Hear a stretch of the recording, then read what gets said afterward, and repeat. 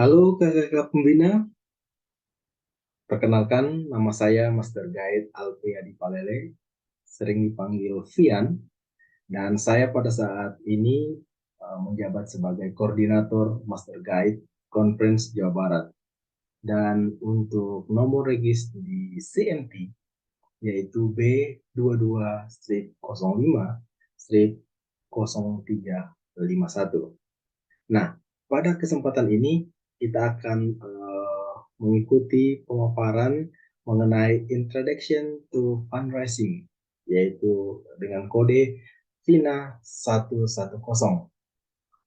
Baiklah, kakak sekalian, kita akan berfokus di dalam metode atau materi ini, yaitu berfokus kepada adventurer, ya, karena di slide saya ada juga beberapa foto atau gambar Pathfinder, tapi kita tetap berfokus kepada ruang lingkup adventurer.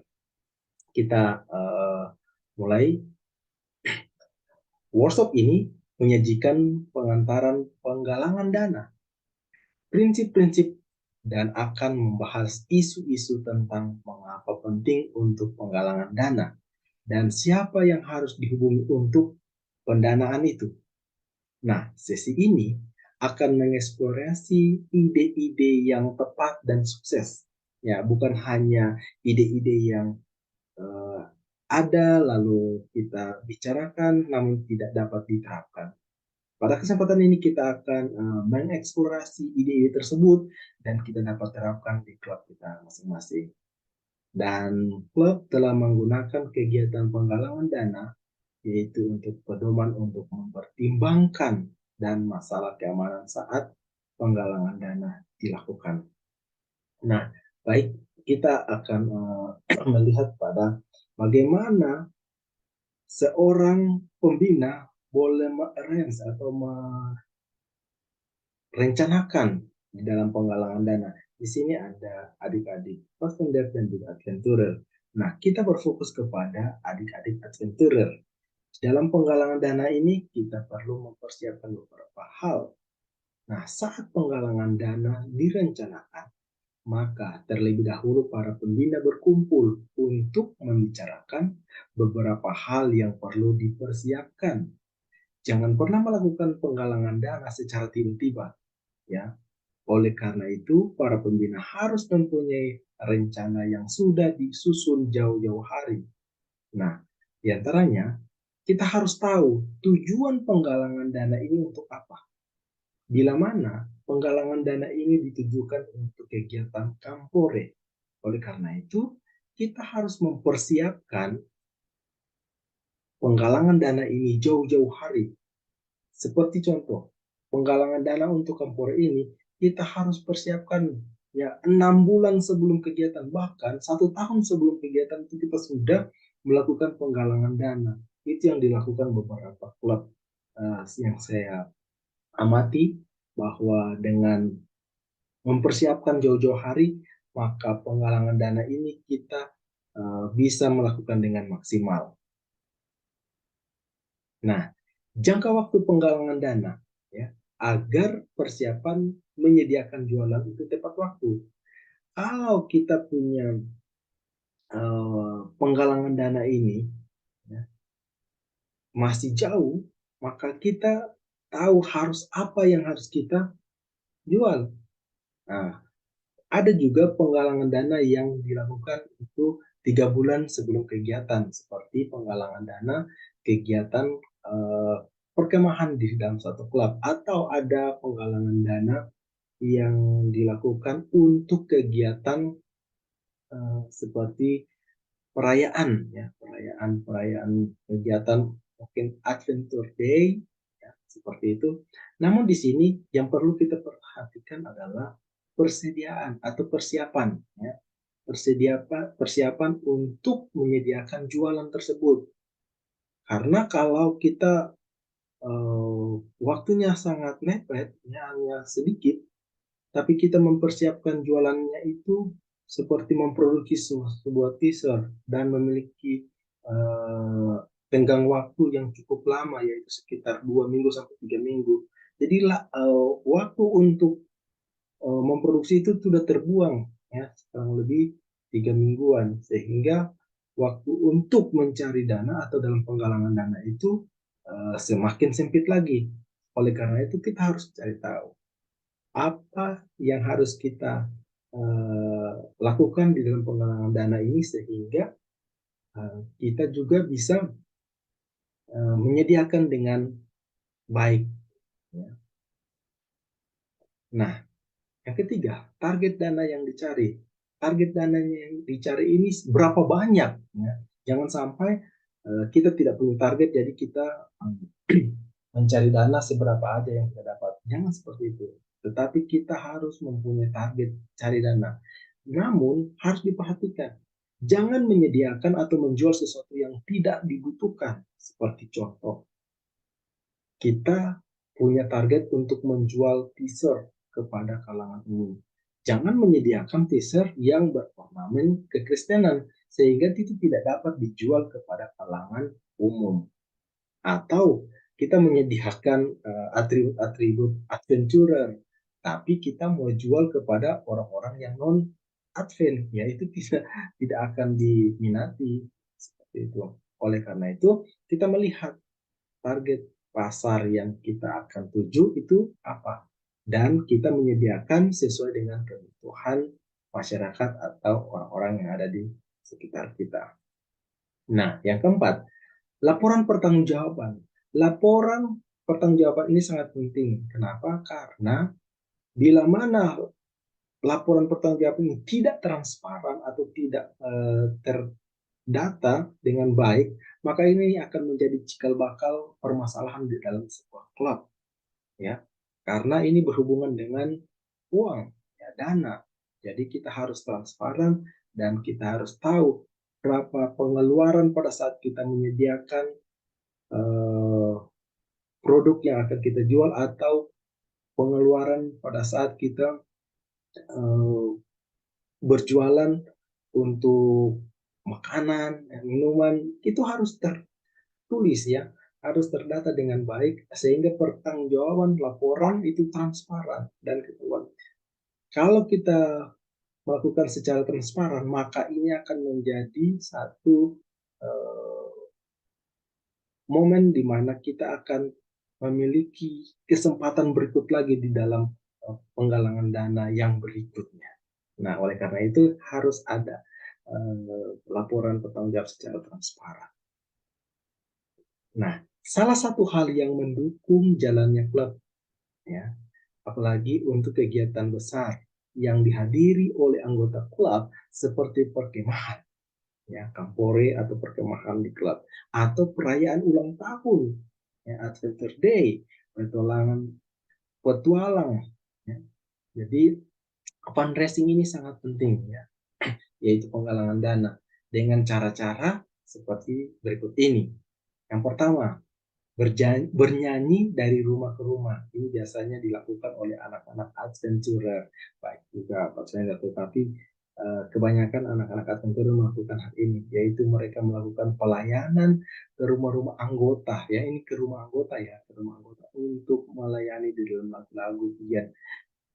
Biasanya anggota itu akan memberikan berkat untuk sumbangan kepada para adventurer, khusus untuk klub adventurer, karena uh, biasanya sebelum melakukan uh, pelayanan menyanyi ke rumah-rumah anggota jemaat itu sudah diberitahukan bahwa kami akan melakukan penggalangan dana dengan bernyanyi, sehingga tuan rumah itu akan bersedia, ya. Bila mana dia tidak bersedia akan konfirmasi belum bersedia. Dan inilah yang diterapkan oleh adik-adik adventurer.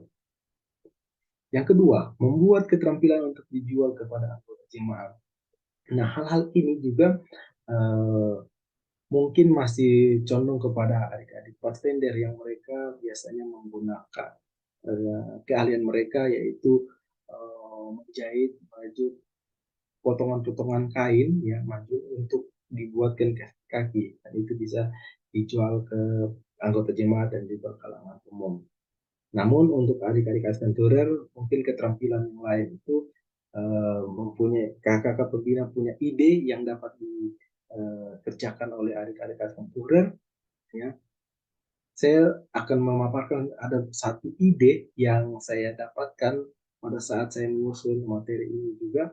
Saya dapat ide bahwa ada keterampilan yaitu membuat konten anak-anak. Nanti kita akan bahas seperti itu. Kita lanjut ke nomor 3. Membuat makanan atau kue untuk dijual. Jadi kakak-kakak pembina dan orang tua membuat kue untuk dijual atau jus, ya, untuk kita paparkan atau kita tawarkan, kita tawarkan ke orang-orang di luar sana dengan makanan atau jus yang kita telah buat. Dan yang keempat, di sini saya kasih outline kuning, ya, dan pakai tulisan merah, yaitu membersihkan rumah. Biasanya hal seperti ini hanya dilakukan oleh adik-adik adventurer, adik-adik pathfinder, adik-adik adventurer dari kelas tangan penolong mungkin bisa, tetapi kalau di bawah dari tangan penolong tidak dianjurkan untuk mereka lakukan hal ini karena mereka belum di level tahap mereka untuk mencari dana dalam membersihkan rumah. Yang kelima, membuat kartu ucapan rohani. Nah, ini kakak pembina, orang tua juga akan membantu di dalam pembuatan kartu ucapan rohani ini yang mempunyai karakter anak-anak. Dan ini bisa juga dipakai untuk pencarian dana, yaitu mereka akan menjual kepada anggota-anggota jemaat yang ada di gereja mereka masing-masing. Dan yang keenam, menjual kaos sponsor. Nah, menjual kaos sponsor ini juga tidak terlepas dari beberapa vendor yang mau bekerja sama, yang mempunyai jiwa pelayanan kepada klub adventurer untuk memberikan bantuan seperti memproduksi sebuah teaser, lalu diberikan kepada klub tersebut dan klub tersebut mengelola sehingga adik-adik adventurer itu diberikan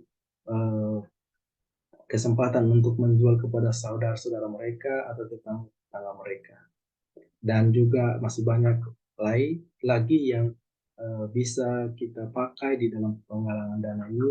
Namun biarlah kakak-kakak yang sudah terpikirkan di dalam pikiran kakak sekalian akan dituangkan lagi di dalam tugas dalam role sertifikasi ini.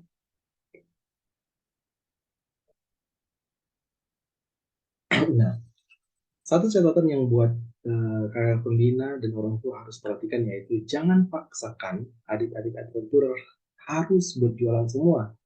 Mungkin ada adik-adik adventurer yang tidak mau berjualan, ya, tetapi mereka boleh diajak untuk berpartisipasi dalam sebuah konten anak-anak ini yang saya tadi sampaikan di awal bahwa ada satu konsep di mana konten kreator ada seorang yang mempunyai jiwa kreator, ya, dia mengajak, ya, adik-adik atau anak-anak adventurer untuk menjadi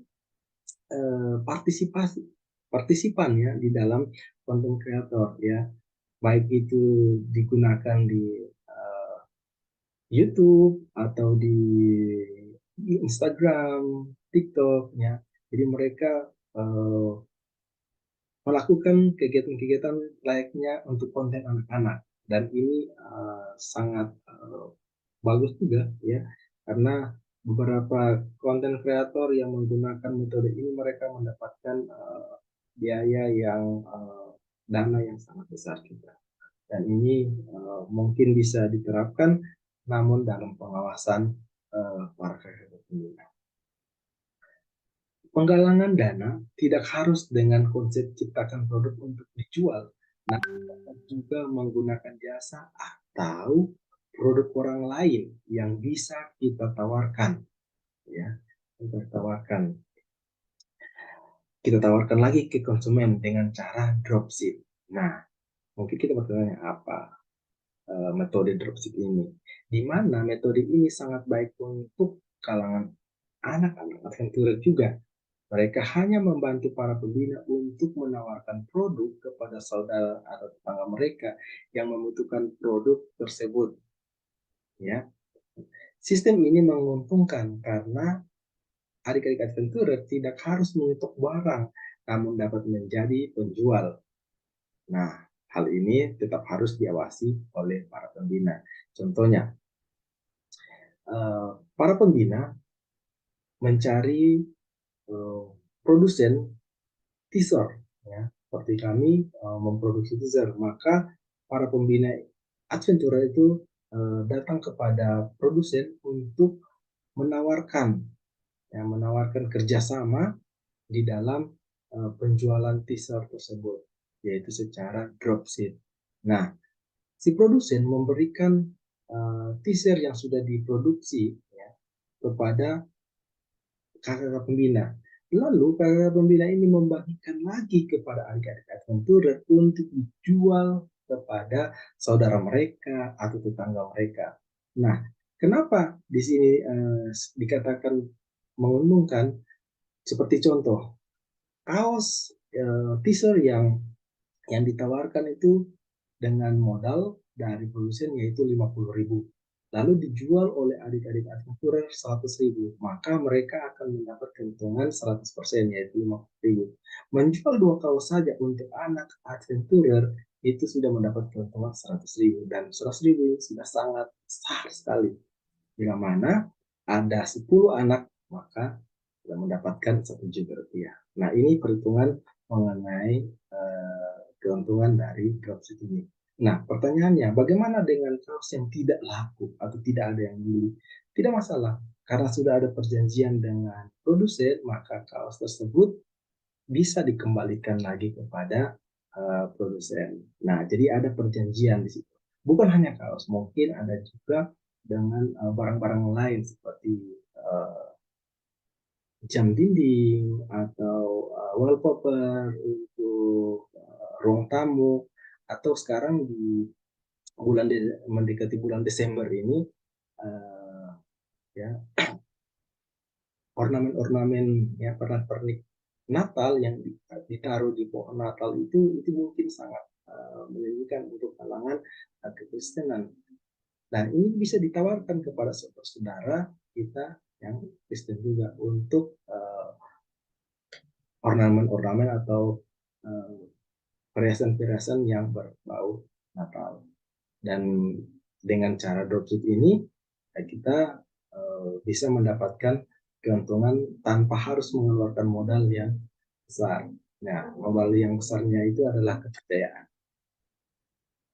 Nah, mungkin selain teaser, selain wallpaper, mungkin juga tas, ya, yang kita melihat bahwa orang-orang di sekitar kita atau saudara kita gemar dengan tas, atau ada ibu-ibu yang suka dengan tempat tulekan, ya. Jadi kita langsung kepada produsen.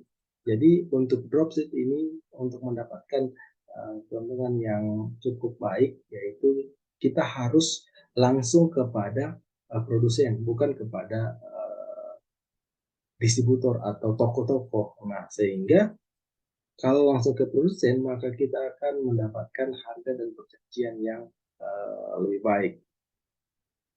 Nah, hal yang perlu diperhatikan adalah petualang dan orang tua harus sama-sama terlibat dalam kegiatan penggalangan dana ini. Nah, itu di awal tadi saya katakan bahwa orang tua harus terlibat. Kenapa? Karena ini anak-anak adventurer. Mereka ini bukan usia untuk berjualan, tetapi untuk membantu, ya, membantu di dalam fundraising ini. Adik-adik adventurer itu sangat diharapkan untuk partisipasinya, yaitu sebenarnya sebagai konten, ya, bukan dalam tanda kutip, ya, bukan bukan hal yang negatif, tapi ini konten untuk membantu bahwa klub ini memberitahukan kepada kalangan bahwa klub ini, yaitu anak-anak adventure, membutuhkan dana, dan mereka mengharapkan uluran tangan bantuan saudara untuk menyelesaikan atau bisa mengikuti kegiatan yang akan direncanakan. Jadi adik-adik adventurer ini menjadi konten untuk kita bisa melakukan fundraising atau penggalangan dana ini. Nah, menunjuk orang yang bisa dihubungi dengan baik, keterampilan berkomunikasi untuk setiap penggalangan dana. Nah, ada juga orang tua yang mungkin tidak begitu fasih di dalam uh, penggalangan dana atau untuk fundraising ini. Namun, kakak-kakak pembina harus jeli melihat kira-kira mana keluarga atau mana adik adik yang perlu didampingi, ya perlu didampingi oleh pembina untuk penggalangan dana ini. Kenapa? Karena tidak semua orang atau keluarga itu sama. Oleh karena itu kita harus melihat bahwa orang-orang yang berkompeten, yang bisa berbicara di kalangan umum, itu kita tempatkan bersama-sama dengan adik-adik adventure. Nah, semua dana atau pendapatan dan pengeluaran harus dicatat. Itu tadi di awal saya katakan harus dicatat secara akurat dan diverifikasi dengan tanda terima. Karena dengan hal ini akan meminimalisir akan kecemburuan atau kecurigaan. Oleh karena itu, ini menyangkut dengan uang, maka kita harus benar-benar selain transparan, kita harus tercatat, terverifikasi. Sehingga pada saat kita dapat dana, lalu dana ini kita serahkan ke bendahara, harus ada tanda terima, harus ada bukti, sehingga itu yang menjadi catatan untuk klub atau untuk pengurus, sehingga ini yang menjadi pegangan di dalam melaporkan atau pengambilan dana tersebut kembali dari bendahara atau dari para pembina kepada bendahara. Harus ada surat terima atau tanda tangan yang jelas. Nah, masalah keamanan, kita harus perhatikan ini. Petualang tidak boleh mengetuk pintu di lingkungan, melainkan harus didahului para pembina. Jadi kalau ada kegiatan untuk penggalangan dana, yaitu menyanyi rumah ke rumah anggota, jangan adik adventurer itu dibiarkan untuk mengetuk pintu, ya, mengetuk pintu. Bisa saja rumah atau keluarga yang kita kunjungi itu memiliki anjing, ya, jadi kita tidak tahu, jadi kita harus pembina yang lebih yang di depan, jangan biarkan adik-adik adventurer yang lebih dahulu berjalan mengetuk pintu rumah seseorang kita yang kita mau kunjungi. Berikut, beriklan di buletin gereja. Nah, ini ada beberapa jemaat yang memperbolehkan, ya, tetapi dianjurkan, ya, untuk fundraising, pencarian dana ini janganlah kita beriklan di buletin gereja. Kenapa? Karena ini sangat mengganggu bagi orang-orang yang tidak begitu memiliki pola pikir yang sama seperti kita, dan itu akan menjadi satu masalah kalau kita tidak tidak berpikir secara kritis. Nah, di sini kita harus berpikir secara kritis bahwa beriklan di booking gereja itu sebaiknya tidak usah, ya. Kita beriklan aja langsung to the point ke para orang tua atau para pembina dan juga anggota jemaat yang lain. Yang berikut, tanya keluarga, teman, dan gereja anggota. Jadi kita harus tanya, ya, keluarga, tanya keluarga, teman, ya, apakah keluarga kita ini membutuhkan, ya membutuhkan. Jadi kalau dia tidak berminat, jangan dipaksa, ya. Jadi seperti teman, ya, atau jemaat, jadi jangan ada pemaksaan, ya. Jadi ini kita tanya saja apakah mereka berminat atau tidak, jadi jangan ada pemaksaan.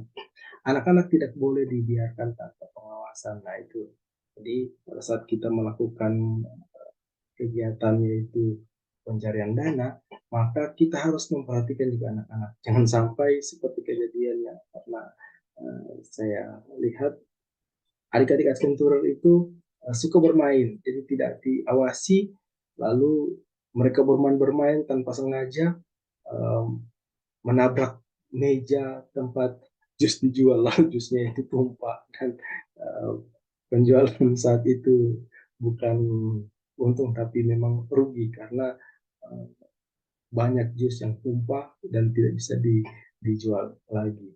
Nah, hal seperti inilah yang kita harus perhatikan karena dunia anak-anak itu adalah dunia bermain, ya, mungkin dunia jualan.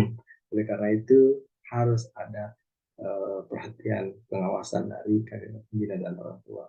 Yang berikut, anak-anak harus dilibatkan sebanyak mungkin, banyak mungkin, tetapi masalah keamanan seperti menggunakan panas kompor atau goreng itu harus diperhatikan ya oleh orang dewasa seperti gambar ini. Ya, walaupun mereka sudah bisa mau masak ini lagi masak nasi goreng ya lagi demo ya harus ada perhatian, harus ada pengawasan dari kakak pembina dan orang tua sehingga mereka tetap aman ya. Jangan dibiarkan atau jangan dilepas sehingga mereka melakukan hal itu sendiri dan bisa berbahaya. Jadi harus ada pengawasan kakak pembina dan orang tua. Nah, pada materi ini mengajarkan kepada para pembina adventurer untuk memiliki jiwa pelayanan, yang harus memiliki jiwa pelayanan yang bisa menjadi dasar dalam pencarian dana, di mana adventurer hanya sebagai pendukung para pembina dan orang tua, bukan sebagai penjawabnya. Jadi adventurer itu hanya pendukung, sehingga tidak memberikan tanggung jawab untuk pencapaian target penggalangan dana. Ya adik-adik adventurer, kita harus dapat dana sekian ya, wah jangan. Tapi biarlah mereka itu melakukan dengan enjoy, dengan fun, ya. Dan biarlah tanggung jawab itu berada pada kedua pembina dan orang tua. Nah, inilah yang menjadi materi kita pada saat ini untuk finansial, untuk fundraising, fundraising ini, maka kita um, boleh berpikir dan boleh mengulik-ulik ide-ide apa saja ya kira-kira yang sudah pernah ya, dilakukan di klub kakak sekalian atau kira-kira ide-ide oh ini cocok dilakukan di klub saya. Oleh karena itu mari tuangkan dalam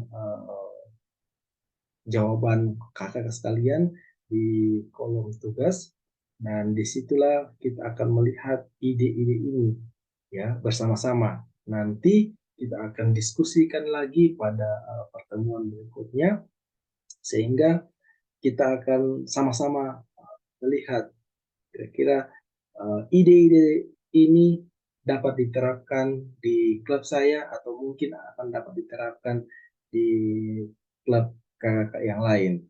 Nah, oleh karena itu, mari kita berdiskusi kembali sehingga metode apa saja yang bisa kakak-kakak pembina dapat lakukan di klub masing-masing untuk penggalangan dana ini. Dan kiranya kita semua sukses di dalam pelatihan untuk role sertifikasi ini dan biarlah kita mengisi dengan penuh jiwa yang penuh dengan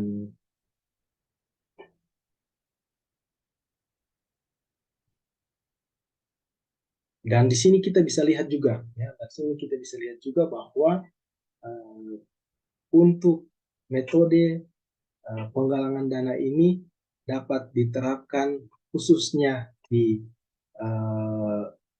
klub kita masing-masing. Kiranya Tuhan Yesus memberkati. Amin.